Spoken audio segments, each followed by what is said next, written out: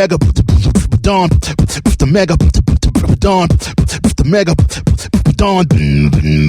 Ladies and gentlemen, doing now with the sing Megadon.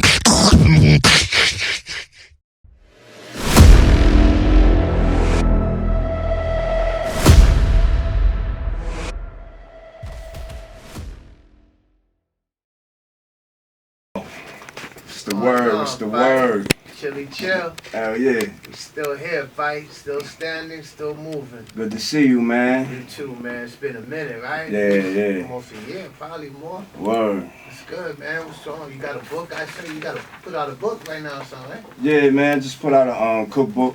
You know, Yeah. it's a prison cookbook. The prison cookbook. Yep. That's what's It's up. doing good out there. It just got banned out in California. It got banned? Yeah, it's not allowed in prisons in California because of the hooch. I got a recipe for hooch in there. What's that? That's the prison homemade liquor. Like you can make liquor with fruit. You know what I mean? Okay. See? They banned it. You know what I mean? But it's all good though. You know what I mean? I'm gonna take it. I might take that up and peel it. And see what's really good. Wow, man. What's the name of the book? It's called My Infamous Prison Cookbook. Okay. Commissary Kitchen. Commissary Kitchen. You know what I mean? That's what's up, man. Hell yeah. What's going on with the music? Touring still? You guys still doing shows every other week somewhere? Yeah, man. We actually got some shows coming up in a couple days out in D.C., Philly. Yeah. Yeah, we doing a little East Coast run, Mob Deep. That's dope. Yeah. Havoc DJ now too. I'm trying to set up a Toka Tuesday. He go come and spin and shit. Yeah. He just got back from Europe out there, killing it. Doing a DJ tour. Word. That's dope, man. Yeah, it's dope, I was man. talking to my man Dan. We trying to set up a date. So you gotta put in the word for me, man. So All we right. can be in the head and shit. Hell yeah. I'm gonna see him like in 2 days. That's good, man. Yeah. Yo, Prodigy's here, everybody. Just gonna play some shit, talk some shit like we always do. 888 Shade 45, Mob Deep in the house. Prodigy, what's good? Yeah. Tell them the name of the new album, because I don't want to mess it up. The name of the new album is Hegelian Dialectic Part 1. This is Part 1. It's a 3-part album. Break that down for us. What's that about, Hegelian? So the Hegelian Dialectic, that's it's basically like a philosophy that this guy Hegel came up with. You know what I mean? He wrote a lot of books about psychology and philosophy and stuff like that. But he had this theory about what governments do to the people. And it's basically they create a problem. You know what I mean? Then they get the people to react, and then they offer the solution. You know what I mean? So it's like that's called the Hegelian Dialectic: problem, reaction, solution. You know what I'm saying? Or otherwise known as a false flag. You know what I mean? Like a false flag operation. Yeah. So Part 1 of 3. This is what it is. It's the album. You know what I'm saying? Let's get into this, man. Prodigy's in the house. We're making more history here. New album in stores, new book in stores. Yeah, man. You gotta say the title again so I get used to it. Hegelian Dialectic. Hegelian Dialectic. See, I'm gonna get it, P. Now I'm gonna get the shit right. You know what I'm saying? It just sounds good, man. You know what I mean? Yeah. I just gotta practice it a couple times. Yo, we got callers all over the place. Let's take some of them. Hello, line 1, what's up? Hello, am I on air? You on the air? Wicked. Hey, Tony, it's Ryan Hartley from Calgary, Canada. Your #1 fan. Can I speak to Prodigy there? Yeah. What's up, man? Okay. Hey, bro. That is awesome. Love it. Love the lyrics. And finally, someone's coming out and saying what's real about the government shit. It's all fake-ass bullshit. And I want to thank you for coming out and speaking the truth. Yeah, man. Somebody gotta do it. Yeah, that's a good one right there. Calgary, what's good? All right. Yo, who else? Shade 45, what up? Hello? Yo, this is Chris from Detroit. What up, Chris? Yo, what up, man? Definitely, first I want to say thanks, Tony, for having me on. Appreciate it. Got to give some love to my man, the H-Top show. You know what I'm saying? Prodigy, a huge fan, man. Been All right. a fan since the beginning. So, Thank you, bro. Thank you, man. excited about the new project, too. I'm excited to see, you know what I'm saying, you drop some new music.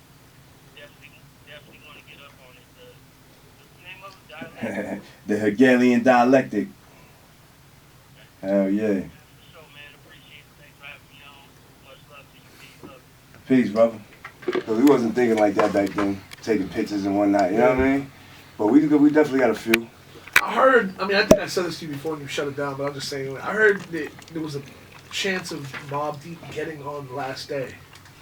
Because Havoc did the beat for that. And he called me and he said Big wanted me to actually get on the record. And my dumb ass was like, nah. Great job. It's crazy, man. It's crazy, man. I wasn't a fan of some music. Like I was on my shit. Like, yeah. I wasn't a fan of anybody except for Mobb Deep, Nas. Okay. I like the honesty there. I had tunnel vision, dog. You know what I mean? And I regretted it later on. I regretted it because I became a big Biggie Small fan. You know what I mean? But we first heard Big through Twin. Yeah. You know what I mean? God bless the dead Scarface Twin that passed away. He used to come through the block banging Biggie all the time. For party and bullshit and all that came out. Did you feel a certain way? Like there was kind of always a weird, I don't think there was ever really a beef, but there was like a Biggie Nas weird, where, you know, Raekwon and them kind of put him into it by being like, yo, they bit off Nas shit. Like, I feel like Nas and Big always had like a weird disconnect because of that. But I know they were friends and they, Yeah, it wasn't really no beef. It was, you know, niggas was friends. But it was like a competition thing, definitely. Like, we was heavy competitors. Because the only thing people were talking about in that little amount of time was you had Mobb Deep, Nas, and Biggie in that like short amount of time that dropped in a row. And Wu-Tang. But and I seen Method Man do interviews where he was like, "Me, Big was my man." He's like, they would, you know, Ghost and Ray did that on the other album. Yo. But he's like, Method Man was always close as hell with Big. Yo, you know what I'm saying? I feel bad about it, but I was on my bullshit when I was young, man. When I was like 18, 19, I didn't care about no other rapper, no other rap group. Like, I didn't give a fuck about nothing but Mobb Deep, I swear to you, you know what I'm saying? Right. And as I got older, I started to appreciate other artists, you know what I'm saying? And the work that they brought to the world, to the table. Yeah. But I didn't get that appreciation until I got older, yo. You know what I'm saying? Let's do this. What's the first time you remember being like, yo, Biggie's, this is my shit now. I want to play like whatever record you think made that impact for you. It was probably around the time when Who Shot Ya came out. We used to be in the tunnel, and they would drop Who Shot Ya, and that shit made me a super fan of Big. Like, I was like, whoa, this shit is some dark, sinister, hardcore. This shit gonna start. Somebody gonna get shot tonight, you know, when this song play. You know what I'm saying? Like, perfect timing, man. Prodigy's in here. Yeah. 10 o'clock, we doing the Griselda Shady signing special, man. Fella, man, straight like that, man. What tour was it you guys were on? And it had to be, We were on the Big Mac tour. Wow. Craig Mack. Craig Mack was actually the headliner. That's crazy. That's crazy, right? Where is Craig Mack right now? I'm not even being funny. Like, call in Craig Long Mack. Island? I mean, I'm sure somebody's got to have a dial on him. Someone out there knows where Craig Mack is. At that time, he had the biggest song. He had the Flavor in Your Ear. Yeah. So he would close out the show. We were open. Biggie would go after us, and then Craig Mack. Was this whole thing the association? Because I mean, I love, you know, for the listeners, Puffy is in your music video. When did you realize that it was a movement more than just music? Because you guys was like, you know, running in the same circles and the ciphers and stuff in that era. You know, I remember me and Big in Decos. Remember Decos? Yeah. 21st and a lot of funny things happened there. But it was a club that we used to all hang out with called Esso.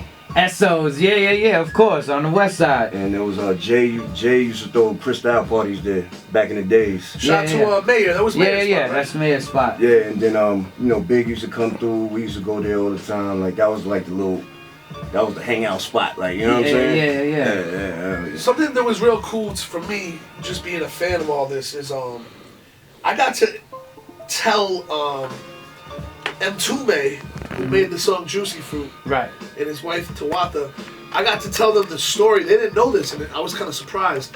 The story about how Big and Puff went to see Pete Rock, and he played him Juicy. His version of the beat. Right.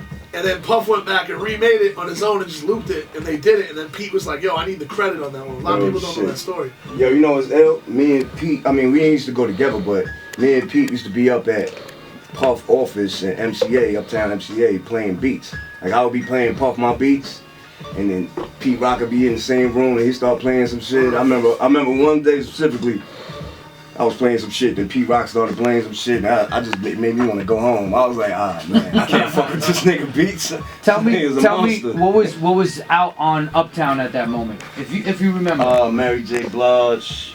I think she was like brand new, just about to hit Jodeci, I think. Like, you know what I mean? Heavy D, we had the Candy Rain. Yeah. The dudes. Good era, man. Really phenomenal era. And So right after I told M2 and Tawanda the story, she did this for me. I'm gonna play the Pete Rock version, which technically, according to Pete Rock, is the original Juicy. Okay. But she made this for me, and I play it every week, but I don't give a fuck. I'm the only other DJ in the world that she ever did this for. Let's go. Static. Selector. Static. Selector. When you know, this is the era you coming up paying. Thanks for skipping the phone calls. No, we're gonna go into it, but we're building because we have one call, so I'm trying to give them the opportunity. All right, I get it. So now you coming up, of course, as an artist, you're in the studio, so you're not paying attention to everything that's happening out there. But when is the wave of the whole Notorious thing something that you start being like, okay, they want something? I mean, like I said, it was like being in the tunnel, hanging out in the tunnel, and then the music just grew on me. When I heard that Who Shot Ya, you know what I mean? That was like, I was feeling that. That was like my element all the way. Yeah. Like, you know what I'm saying? Like, it just sounded scary. You know what I'm saying? So that's when I really started becoming a big fan of his. Like, you know what I'm saying? Like, sometimes it's like that. You know what I mean? Like, I'm gonna give you another example. Like, when I first heard Protect Your Neck by Wu-Tang, I wasn't a Wu-Tang fan. Oh, you want to know something? You know what I mean? You remember Showboat in Brooklyn, right? I don't know. That, well, yeah. We used to Wu-Tang's first show.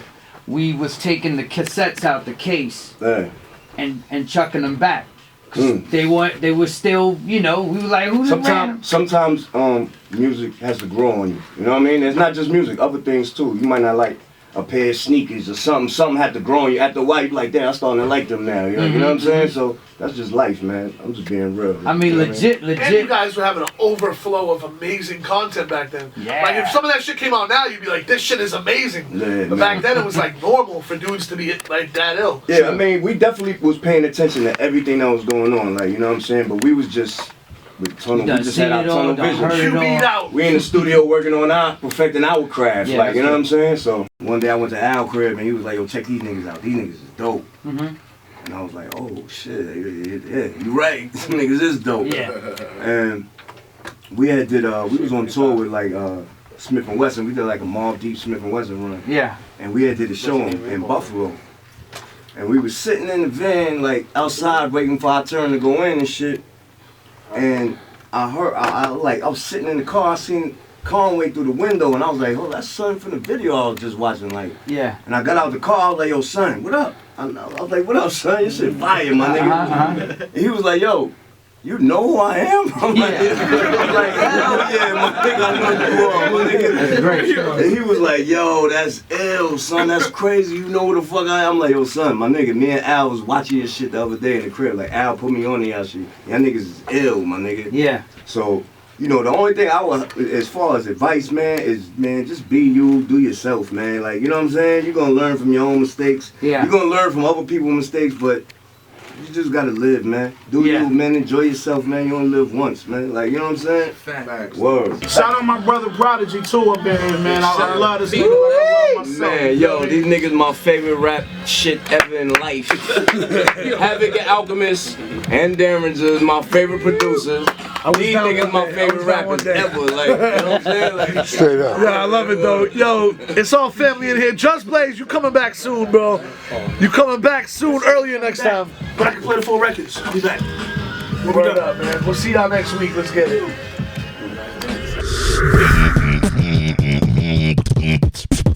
What up, y'all? DJ Static selected the show off.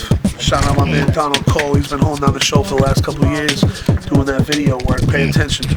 So I just want to let you guys know, there's a dude, Ronald, Donald, something like that. The guy's legit, the guy is always persistent, and he's always there. Let me tell you one thing. Good dude, good head on his shoulders, very reliable, easy to work with. Some people see these videos that go on the internet, some go viral with rappers talking.